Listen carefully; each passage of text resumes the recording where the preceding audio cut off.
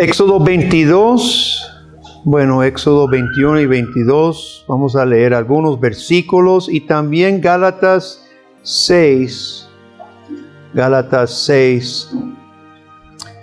¿qué le parece? ¿Cuántos quieren crecer como iglesia, hermano? ¿Qué le parece más importante, crecer o hacer? ¿Qué es más importante, crecer o hacer? No puede ser los dos, tiene que escoger.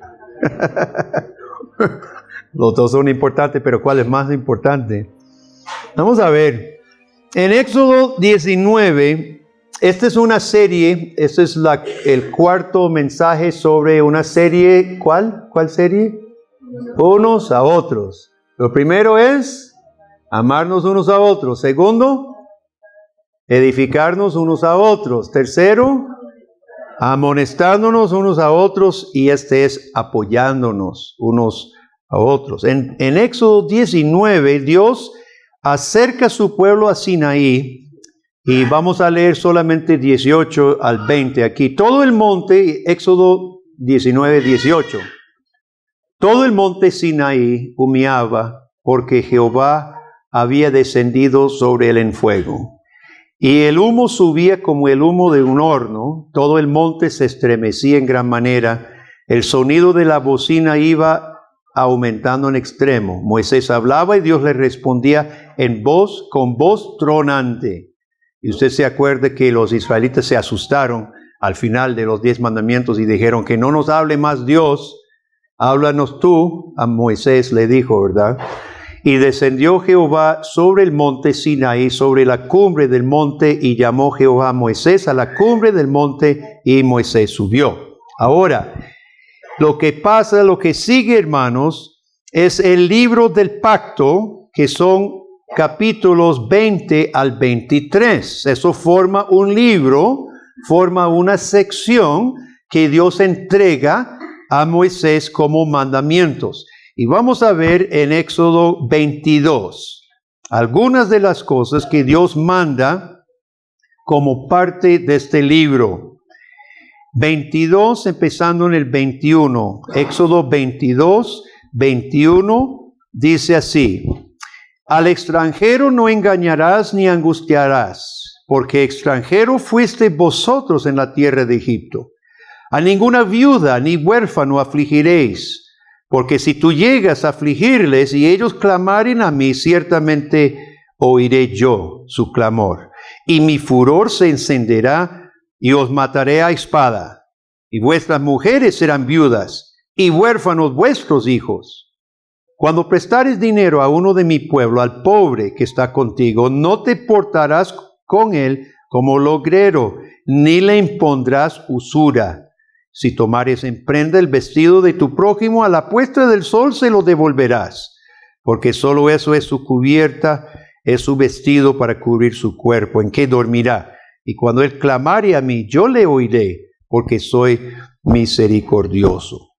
Siguiendo en 24, rapidito, se termina, aquí se menciona el libro, Éxodo 24, 7, tomó el libro del pacto, es aquellos 3 capítulos, 20 al 22, y tomó el libro del pacto, lo leyó a oídos del pueblo, el cual dijo: haremos todas las cosas que Jehová ha dicho y obedeceremos. Entonces Moisés tomó la sangre, roció sobre el pueblo y dijo: he aquí la sangre del pacto que Jehová ha hecho con vosotros sobre todas estas cosas. Y en Gálatas, hermanos, si tiene tu dedo en Gálatas capítulo 6, Pablo dice, 6:2, sobrellevad los unos las cargas de los otros y cumplid así la ley de Cristo. Pablo está recogiendo lo que la ley mandaba, ¿verdad? Y más abajo, versículo 9, no nos cansemos pues de hacer bien, porque a su tiempo segaremos si no desmayamos. Así que según tengamos oportunidad, hagamos bien a todos, mayormente a los de la familia de la fe.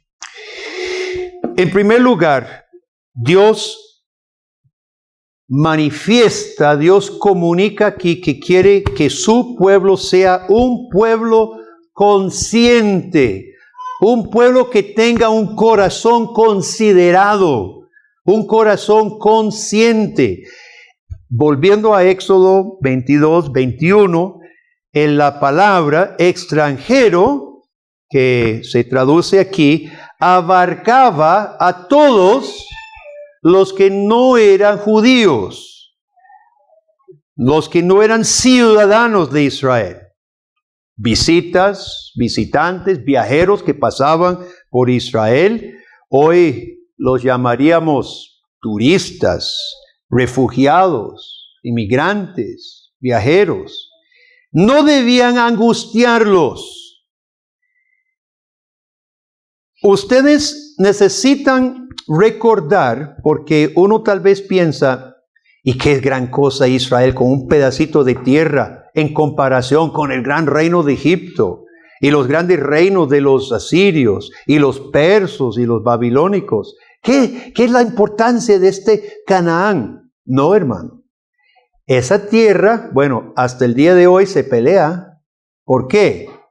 Era sobre la ruta principal de comercio de Egipto y todo África hasta Europa, Asia y Mesopotamia. Pasaban por Israel. Era clave esa tierra que Dios le dio a su pueblo.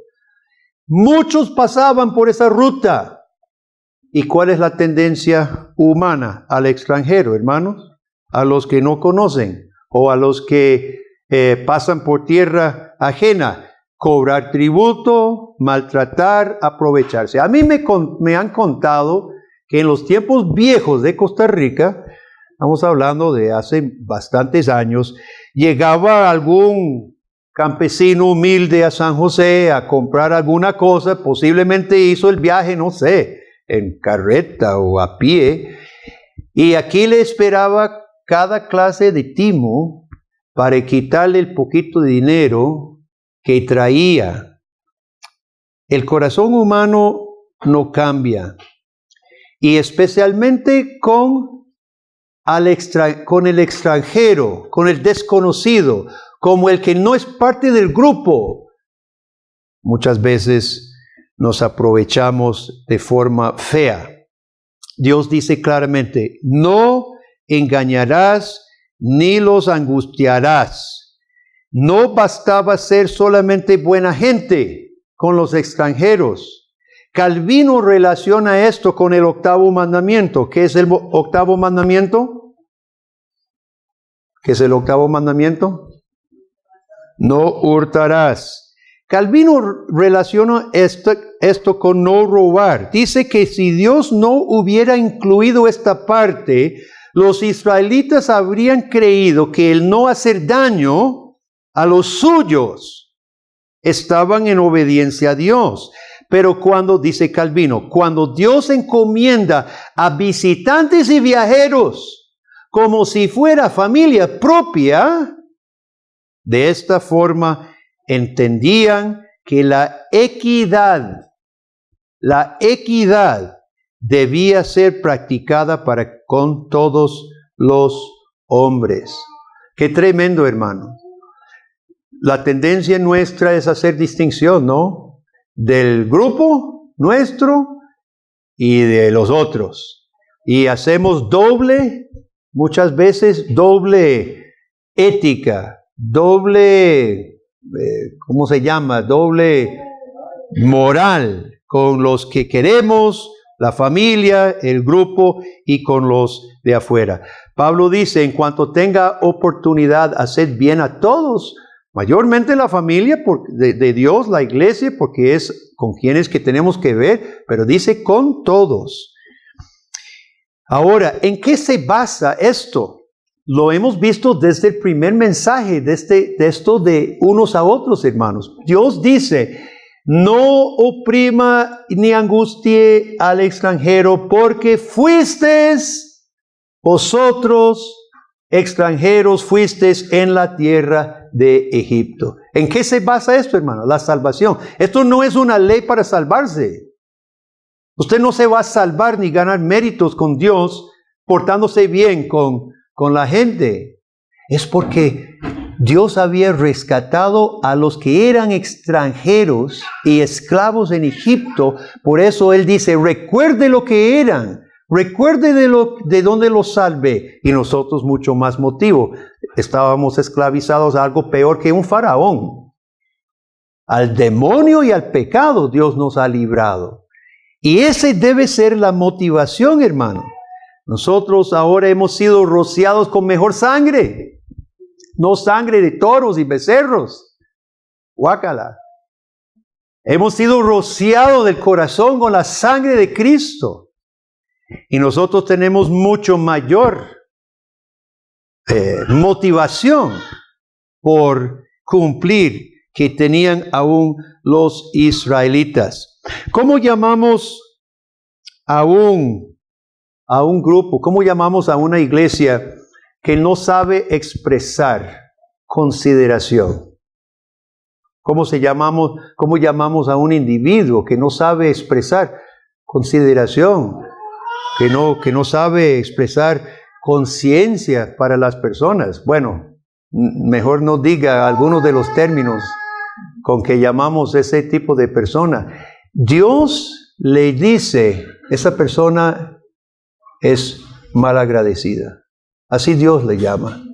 Dios le llama un malagradecido. El que no sabe expresar lo que Dios le ha dado a usted. Entonces, hermanos, mire, nosotros llegan visitas. En algunas iglesias llegan visitas, se van visitas y la iglesia sigue como si nada hubiera pasado. ¿Cómo llamamos eso? Falta de gratitud con Dios. El cristiano que en su diario andar topa personas con necesidad a nuestro alcance de poder tender una mano y simplemente seguimos nuestro camino, ¿cómo llamamos eso? Mal agradecimiento. Entonces Dios nos llama, hermanos, unos a otros, nos llama a sobrellevar la carga los unos a los otros por gratitud por lo que Él nos ha hecho. En segundo lugar, pide que seamos compasivos. Versículo 22. A ninguna viuda ni huérfano afligiréis, porque si tú llegas a afligirles y ellos clamaren a mí, ciertamente oiré yo su clamor. Las viudas y los huérfanos eran sin amparo alguno en las sociedades antiguas, pero las cosas siguen bastante igual hoy en día, tal vez no tan severo, gracias a Dios, pero sin embargo siguen siendo una población vulnerable. Y los israelitas no debían afligirles. Ahora, muchas veces pensamos que afligir a alguien es positivamente llegar y molestar, pero no, hermanos. Afligir se hace también por ignorar. Dios incluye el abandonar a la viuda y al huérfano como afligir. Afligimos de las dos formas, de forma operativa, de forma aprovechándose o ignorando y menospreciando. Y Dios quería que como ellos habían sido esclavos sin valor alguno en Egipto, y Dios les había mostrado no solo amor, sino los había puesto como su especial tesoro, Él quería ahora que también su pueblo mostrara, gracias amor, mostrara ese amor para con las personas vulnerables en su propia nación. Tan importante es esto, hermanos, que el versículo 23 dice, si tú llegas a afligirles y ellos clamaren a mí, oiré su clamor. Y dice Dios, si ustedes menosprecian las viudas, sus mujeres van a ser viudas porque los voy a matar. Y sus hijos van a ser huérfanos porque los voy a dejar sin padre. En Salmos 68, 5 y 6 dice, Padre de huérfanos y defensor de viudas es Dios en su santa morada. Dios hace habitar en familia a los desamparados. Saca a los cautivos a prosperidad, mas los rebeldes habitan en tierra seca. Qué bonito es, hermanos, cuando la iglesia recoge a las viudas y a los huérfanos. Nosotros tenemos algunas viudas entre nosotros, y qué cosa más hermosa y qué muestra más fina del amor de Dios para con nosotros, cuando la iglesia entienda esto y lejos de afligir los cuida. Una razón por la cual Dios envió a Israel al exilio en Babilonia muchos años después fue porque descuidaron esta orden. En Ezequiel 22, 7 y 15 dice: al padre, eso está dando la razón por qué los va a castigar. Al padre y a la madre despreciaron en ti, al extranjero trataron con violencia en medio de ti, al huérfano y a la viuda despojaron en ti. Por tanto, te dispersaré por las naciones y te esparciré por las tierras, y haré fenecer de ti tu inmundicia, haré acabar tu inmundicia. Hermanos, nosotros hoy somos pueblo del pacto. Como ya dijimos, hemos sido rociados con mejor sangre que aquella sangre de Israel. Pero nada ha cambiado en cuanto a la voluntad de Dios. ¿Qué dice Santiago en capítulo 1, 27? Que la religión verdadera y sin mácula, ¿cuál es? Delante de Dios, visitar a los huérfanos y a las viudas en sus tribulaciones, y guardarse sin mancha del mundo. Nada ha cambiado en el corazón de Dios. Dios quiere un pueblo considerado, consciente, y un pueblo compasivo. Mencioné el domingo pasado el predicador Charles Spurgeon en Inglaterra, a finales de los 1800, un gran predicador de la gracia soberana del Señor. Un predicador que cuando construyeron un templo nuevo de, no me acuerdo, miles de personas, el primer domingo se llenó.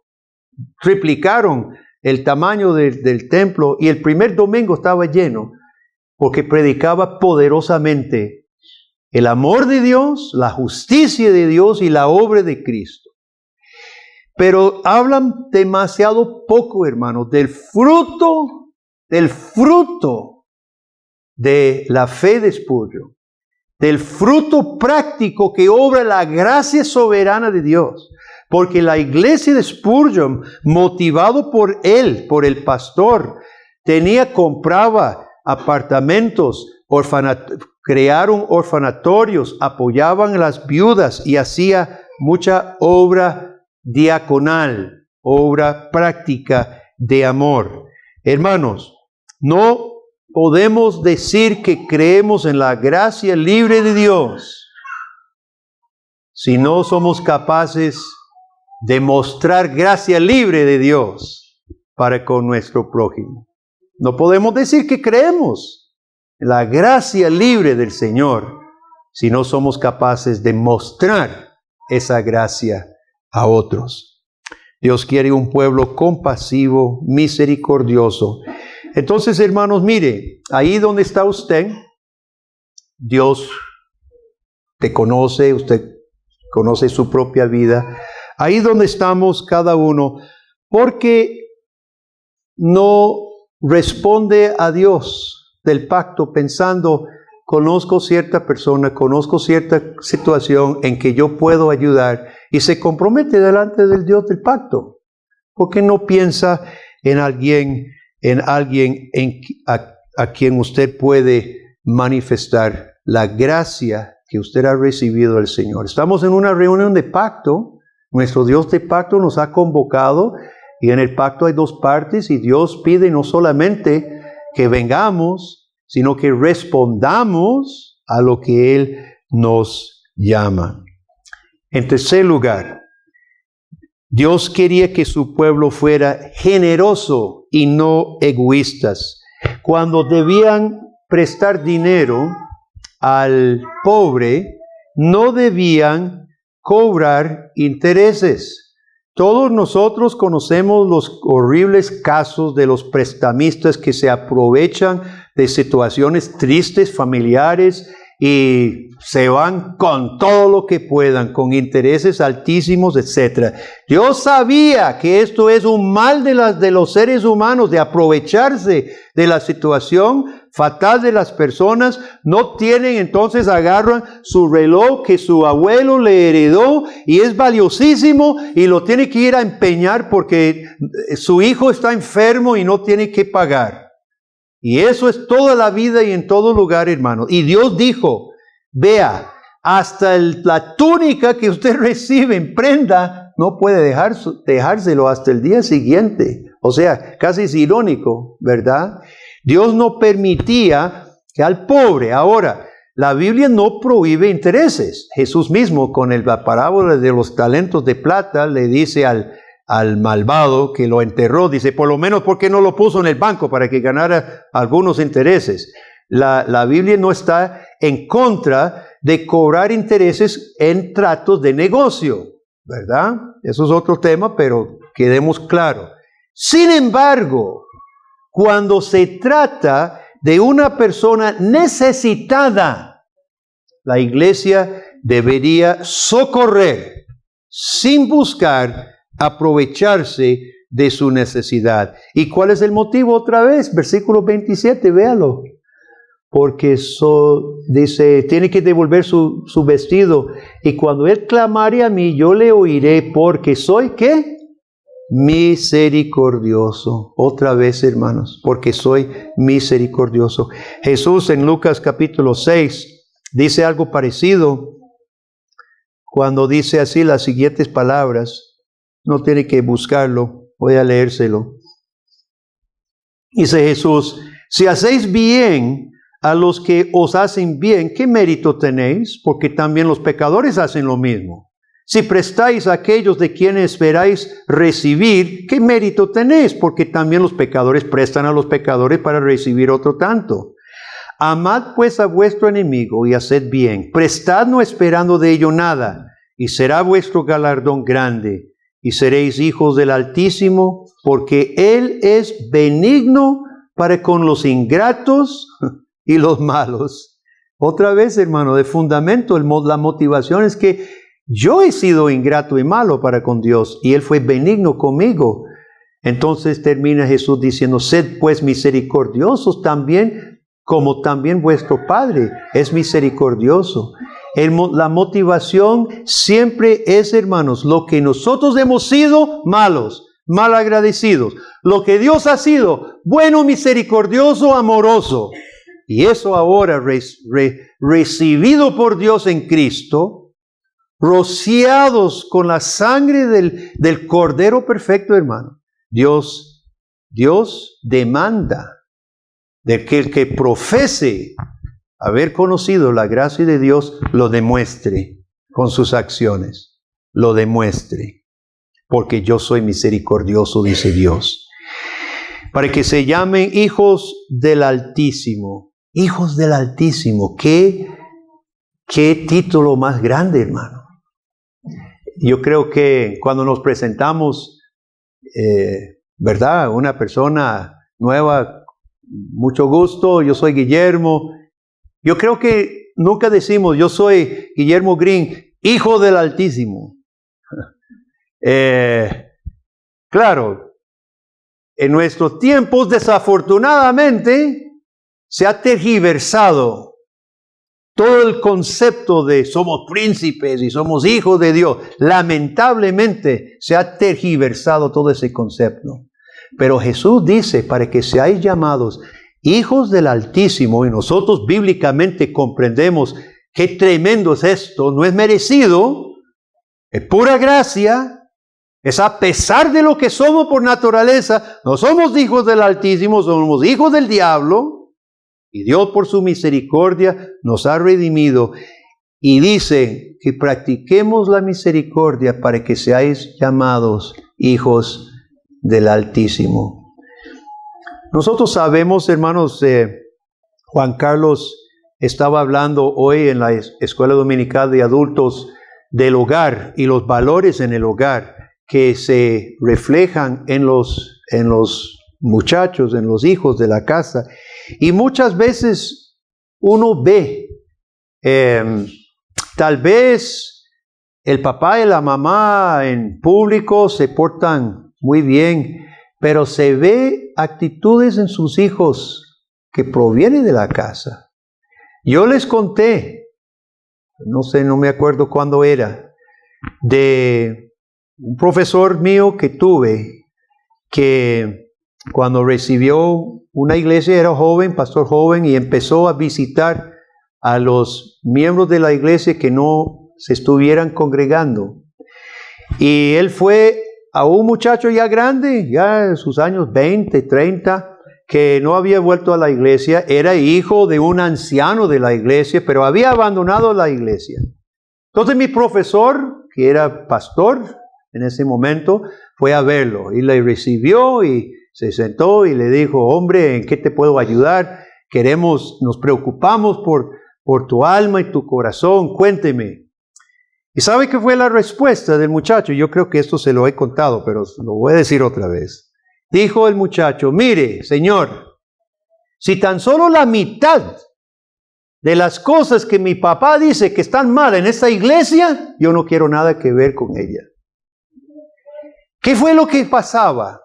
El papá, anciano en la iglesia toda la vida, se portaba bien en la iglesia y llegaba a la casa y hablaba pestes de todos los miembros de la iglesia, y el hijo oía las quejas y las críticas, y el papá se encargó de sacarlo de la iglesia. Entonces, hermanos, vea usted qué importante las actitudes de nosotros.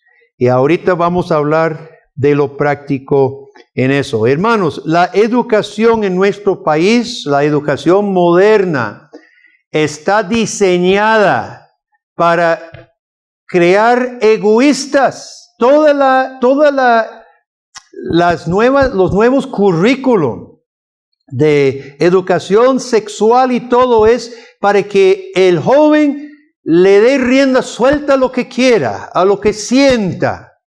La educación moderna está diseñada para crear egoístas, por más que hablen de valores y tratan echan un fuego, encienden un fuego, le echan gasolina y pretenden que con tapar con valores y ser buena gente vayan a apagar el fuego. Así no es. Entonces, papá y mamá, usted tiene una gran tarea crítica, educativa, filosófica que hacer con sus hijos. Terminamos con 4 maneras en que nosotros podríamos responder. Número 1, nuestra iglesia intenta ser una iglesia responsable, socorriendo a nuestros miembros, de modo, hermanos, que podemos ser generosos con nuestras ofrendas. Ustedes saben que apoyamos al pastor de la iglesia Soli Deo Gloria en los cuadros y hacemos otras ayudas diaconales, así que seamos generosos con las ofrendas y los diezmos. Número 2, busquemos ser más espontáneos en el ministerio, hermano. Empezando aquí mismo. Ya ustedes me vieron en el tiempo de café, salúdense. ¿Verdad? Medio en broma, pero solo medio en broma, también medio en serio. Busquemos ser más espontáneos empezando aquí, hermano. Visite que entre aquí, que no se vaya sin que alguien le tome los datos, el nombre, el teléfono, para poder llamarlo entre semana. Busquemos ser más espontáneos. Por naturaleza no lo somos, todos somos... Mejor no digo. Todos somos apagados, ¿verdad? Busquemos ser más espontáneos, pero no solo aquí. Yo leí un libro, se llamaba La Iglesia Desencadenada. Y era una iglesia que decidió que donde hubiera necesidad, donde los hermanos, algunos grupos de los hermanos, Había necesidad de madres solteras, de niños huérfanos o de otras situaciones, ancianos. Si la iglesia podía organizarse para ayudar, lo hacía. La iglesia desencadenada. La iglesia no es solo aquí en este cuarto. Aquí nos reunimos, muy importante, nos reunimos para adorar a Dios. Pero la iglesia se va de aquí. Y seguimos siendo iglesia lunes a sábado, allá afuera. Entonces, hermanos, busquemos ser espontáneos en mostrar el amor de Dios. En tercer lugar, visitas entre nosotros. Tal vez los grupos de cada anciano, como somos grupos más pequeños, más compactos, podemos buscar cómo animarnos unos a otros, cómo visitarnos unos a otros. Yo quiero desafiar al grupo de mujeres, al grupo de hombres, a que las reuniones no sean solamente, no descarto reunirse para estudiar la Biblia, no descarto reunirse a tomar café, eso es imprescindible, eso no se puede quitar, pero que no sea solamente esas cosas, hermano. Piensen, hermanas, en su grupo, a quién pueden visitar, a quién pueden ayudar de forma concreta. Hombres, lo mismo para nosotros, jóvenes, a qué hermano o hermana podrían visitar como jóvenes. En mi iglesia, en mi tiempo de juventud, cuando había viudas en la iglesia o alguna situación de la iglesia, íbamos como grupo, ayudábamos. En aquel lugar caían todas las hojas en el otoño y eran así las hojas sobre el suelo. Entonces íbamos los jóvenes y rastreábamos las hojas y las poníamos en bolsas para que alguna hermana anciana que no podía. Y finalmente, no descuiden, por favor, la educación de los hijos. Juan Carlos habló de esto, hermano. La educación de los hijos toma lugar en el hogar. Usted no lo manda a la escuela para que eduque a su hijo, para que le enseñe cosas, sí. Pero la educación, Deuteronomio 6 está claro. Cuando se levante y cuando se acueste. La educación está en el hogar. La iglesia apoya, la escuela apoya. Pero papá, mamá, usted es el responsable y usted el día de juicio no va a poder decir, es que el profesor me lo echó a perder. No va a poder decir eso. Comience con la educación en su hogar. Apóyense en los profesores, apóyense en la iglesia, obviamente. Pero la educación de sus hijos comienza en el hogar y eso es integral. Es una educación importante. Hermanos, para concluir. El pueblo rociado de la sangre del pacto, el pueblo rociado de la sangre de Jesucristo, procura ser consciente, compasivo y generoso. ¿Y por qué? Porque yo soy misericordioso, dice nuestro Dios. Hermanos, ¿cuál es nuestra respuesta ante la voluntad de nuestro Dios de pacto? ¿Decimos amén? Que sea así. Oremos. Padre, gracias te damos por Jesucristo, el que se entregó por nosotros. Ahora, Señor, perdona nuestros egoísmos, individualismos. Borra, oh Dios, todas las que nosotros llamamos inhibiciones. Nosotros nos excusamos con otros términos, pero son evidencias de mal agradecimiento. Quita, Señor, por favor. Haz de nosotros individualmente, como familia y como iglesia, un pueblo, Señor, tal como tú describes aquí en tu santa palabra. Un pueblo consciente y compasivo, un pueblo generoso. Lo pedimos en el nombre de Cristo, el que nos ha redimido. Amén y amén.